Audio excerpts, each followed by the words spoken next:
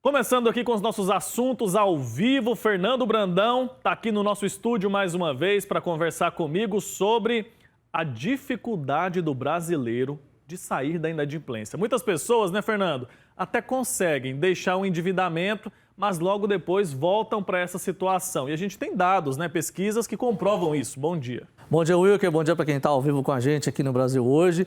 Dados que chegam para a gente aqui são dados perigosos e preocupantes, né, Wilker? Olha só, para a gente ter uma ideia, de 10 brasileiros, 8 voltam para a inadimplência menos de um ano depois de resolver ali a sua vida financeira. Esse dado foi divulgado pela Confederação Nacional de Dirigentes Lojistas e mostra uma curva crescente na inadimplência de reincidência. Olha só, em novembro, esse índice era de 81%, já em dezembro de 83% e agora em janeiro de mais de 84% de pessoas que voltam a se endividar, né, e voltam a ter o nome negativado menos de um ano depois de regularizada essa situação. A inadimplência tem crescido no Brasil e os especialistas da CNDL apontam alguns fatores para essa situação, que são a alta da inflação, os juros elevados e também, principalmente, uma situação de desequilíbrio financeiro das pessoas, ou seja, uma falta de planejamento financeiro.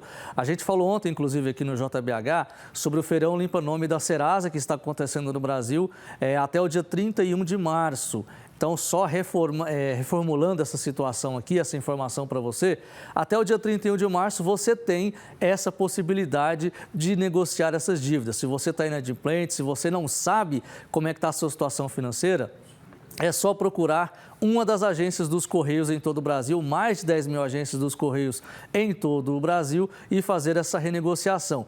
Mas é importante, né, Wilker, a gente falar aqui que o consumidor, ele precisa ter uma situação de planejamento financeiro, porque não adianta, você faz ali os cálculo financeiro, você olha realmente se está tudo certo ali em relação ao pagamento dessa dívida e daqui a pouco você volta novamente a essa situação de inadimplência.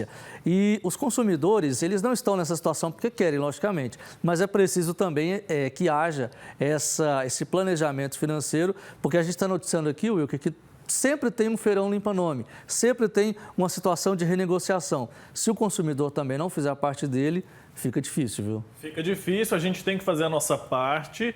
Mas o brasileiro sofre muito, né, Fernando? Muito. Com a inflação, Muito. Sofre muito também com as taxas de juros que são absurdas aqui no nosso país. Bastante. Recentemente, inclusive, tivemos uma mudança na legislação específica para o caso do cartão de crédito, mas mesmo assim o que a gente vê é uma prática bem abusiva dos bancos, coloca muitas pessoas nessa situação que a gente chama de bola de neve, as pessoas não conseguem sair do endividamento e quando saem acabam caindo de novo porque precisam continuar consumindo. E muitas vezes o salário não acompanha a inflação que a gente tem. E o problema também, você falou muito bem da questão dos cartões de crédito em relação aos bancos, houve realmente uma mudança na legislação e muitos bancos não estão cumprindo essa questão do teto máximo de juros de cartão de crédito. E cartão de crédito é a principal porta de entrada para a inadimplência. Se você deixa de pagar uma fatura de cartão de crédito em um mês, essa fatura mais do que dobra no mês seguinte. E segundo essa nova legislação, não é mais para que haja o mais do que o dobro dos juros, que já é um absurdo mais do que o dobro dos juros, mas infelizmente os bancos estão cobrando até mais do que isso. Isso dificulta bastante a volta do consumidor a uma situação de ficar no azul. É claro que a gente precisa cobrar também do governo a redução dos juros, redução de inflação, porque tudo isso, principalmente para as pessoas que ganham menos, essas pessoas são mais prejudicadas com essa alta dos juros e consequente alta da inadimplência, viu, Wilker?